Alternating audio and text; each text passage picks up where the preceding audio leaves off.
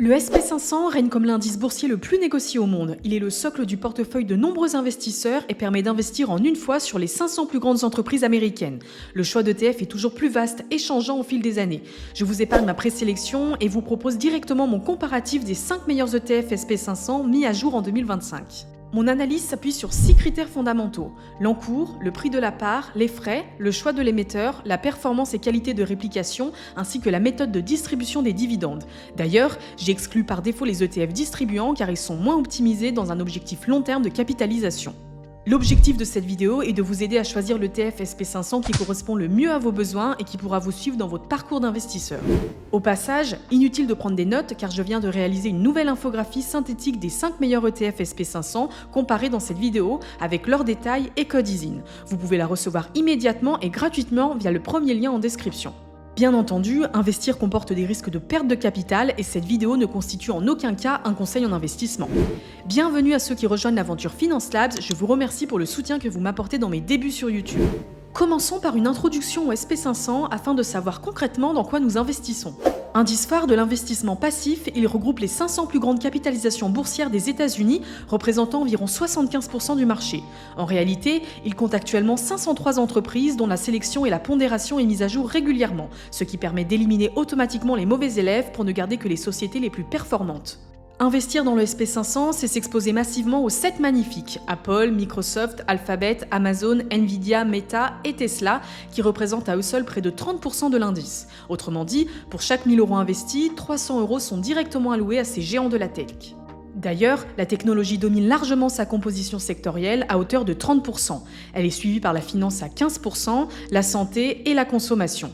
On constate aussi que des secteurs comme l'énergie ne sont représentés qu'à 3,7%, d'où l'intérêt pour certains investisseurs de ne pas se limiter à un unique ETF SP500. Sur les 30 dernières années, l'indice affiche une performance annualisée de 10,7% dividendes réinvestis. Si certains préfèrent le MSCI World pour sa diversification géographique, d'autres choisissent le SP500 comme base solide, constatant que le marché américain, moteur de l'économie mondiale, surperforme historiquement. D'ailleurs, dans ma précédente vidéo sur les meilleurs ETF monde, nous avions observé que les États-Unis représentent déjà 72% de l'indice MSCI World. Je vous mets le lien en description. Personnellement, je construis mon portefeuille autour d'un ETF SP500 que je complète ensuite d'autres ETF. Pour ceux qui hésitent encore entre ces deux indices, je vous prévois une vidéo comparative très bientôt. Commençons par l'Amundi PEA SP500, identifiable par le ticker PSP5, l'une des deux options privilégiées pour profiter des avantages fiscaux du PEA. Lancé en mai 2014, il constitue une solution de référence pour les investisseurs français cherchant à s'exposer au marché américain. Avec 780 millions d'euros sous gestion, son encours respectable garantit une bonne liquidité et pérennité. Cet ETF capitalisant réinvestit automatiquement les dividendes, optimisant ainsi son rendement sur le long terme. Son atout principal réside dans ses frais. Auparavant à 0,15%, Amundi les a réduits à 0,12% pour en faire l'ETF SP500 le plus compétitif sur PEA. Bien que ce critère puisse créer une différence à long terme, rappelons qu'il est loin d'être le principal, notamment car il est fréquent que les ETF avec des frais supérieurs réalisent de meilleures performances. Son prix de 42 € la part reste relativement accessible, même pour les stratégies de DCA les plus modestes. Sa réplication synthétique, inévitable sur PEA en raison des contraintes réglementaires, s'avère particulièrement efficace. L'ETF affiche même une surperformance de 9% par rapport à son indice sur les 10 dernières années, avec une moyenne annualisée de 10,97% sur cette période. Cet excellent historique de réplication, combiné à son encours significatif, fait du PSP5 une option solide parmi les ETF SP500. Seul bémol, Amundi a parfois tendance à effectuer des changements importants sur ses fonds, notamment sur les critères ESG ou en modifiant fondamentalement leur structure. Ce facteur peut influencer la confiance de certains, qui se dirigent vers la seconde option que nous évoquons maintenant. L'ETF BNP Paribas Easy SP500 est notre seconde option éligible au PEA, identifiable par le ticker ESE. Lancé en septembre 2013, il devance légèrement son concurrent en termes d'ancienneté, mais affiche pourtant un encours 3,5 fois supérieur, équivalent à 2,65 milliards d'euros. Ce critère témoigne d'une confiance massive des investisseurs français envers cet ETF, qui bénéficie d'une liquidité supérieure. Toujours capitalisant, il permet de maximiser l'effet des intérêts composés. Son encours important se justifie aussi par ses frais réduits de 0,13%, autrefois plus avantageux que ceux d'Amundi.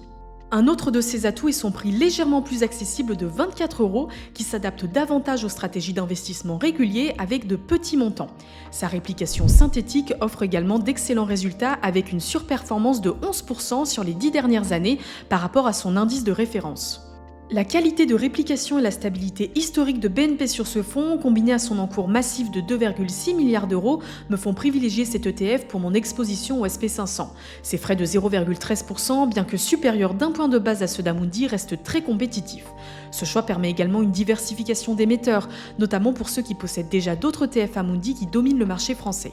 Bien que ces deux options sur PEA soient très solides, c'est sur compte titre que l'on trouve l'offre la plus étendue. À commencer par l'iShares Core SP500, reconnu sous le ticker CSPX, qui s'impose légitimement comme une référence mondiale. Lancé en mai 2010, cet ETF capitalisant de BlackRock bénéficie d'un très bon historique. Son encours colossal d'environ 90 milliards d'euros en fait le plus grand ETF SP500 pour les investisseurs européens. Ses frais de gestion s'élèvent à 0,07%, soit presque moitié moins que les options éligibles au PEA. Cette économie substantielle explique en partie sa popularité auprès des investisseurs. Son principal inconvénient, non négligeable pour les petits portefeuilles, réside dans son prix élevé de 500 € la part. En effet, cela peut constituer un frein dans une stratégie de DCA modeste. Contrairement aux ETF évoqués précédemment, CSPX utilise une réplication physique en détenant directement les actions des 503 entreprises de l'indice. Bien que cette méthode soit souvent perçue comme plus pure, n'oublions pas que la réplication synthétique surperforme parfois la réplication physique. Ce critère est donc à considérer avec nuance. Sa performance annualisée est excellente, s'élevant à 12,14% de moyenne sur les 10 dernières années, avec un tracking error minimal. Depuis son lancement, il affiche même 21% de performance supplémentaire face à son indice de référence. Sa domiciliation en Irlande offre également un avantage fiscal qui profite à la performance globale du fonds. Poursuivons avec une bonne alternative française, l'Amundi SP502, identifiable par son ticker SP5C. Lancé en décembre 2014, cet ETF affiche un encours respectable de 9 milliards d'euros et des frais réduits à seulement 0,05%, le positionnant parmi les plus compétitifs du marché. Son prix de 336 € la part le rend plus accessible que le CSPX, tout en demeurant conséquent pour les petits portefeuilles pratiquant un DCA inférieur à ce montant. Amundi utilise ici une réplication synthétique, une approche qui semble porter ses fruits puisqu'il est celui qui surperforme le plus son indice de référence avec 11,5% de plus sur 10 ans. Sa performance annualisée moyenne est quant à elle d'environ 11% sur cette même période.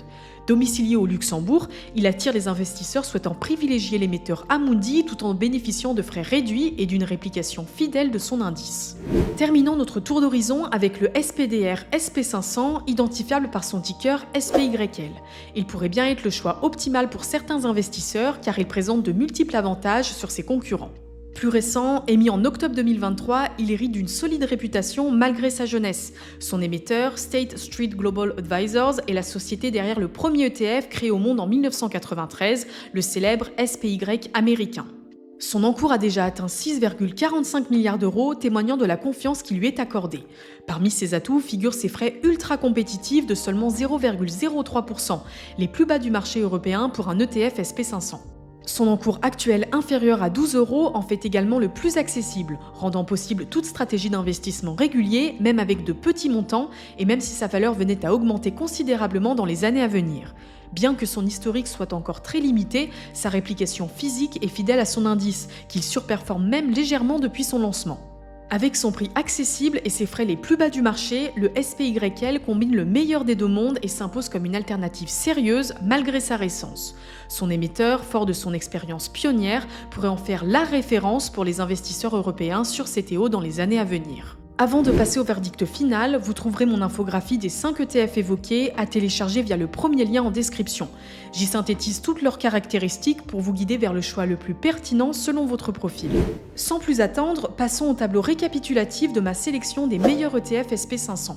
Pour ceux qui souhaitent investir depuis leur PEA, la bataille est rude entre le BNP et l'Amundi PEA. Personnellement, je privilégie le BNP pour la stabilité historique de l'émetteur, son encours important, son prix accessible et ses frais avantageux, bien qu'un point de base supérieur à Amundi. Quoi qu'il en soit, ces deux options restent optimales pour s'exposer au SP500 en bénéficiant de la fiscalité du PEA jusqu'à 150 000 €. Ceux qui dépassent ce seuil ou qui optent directement pour un CTO peuvent se tourner vers l'un des 3 autres ETF.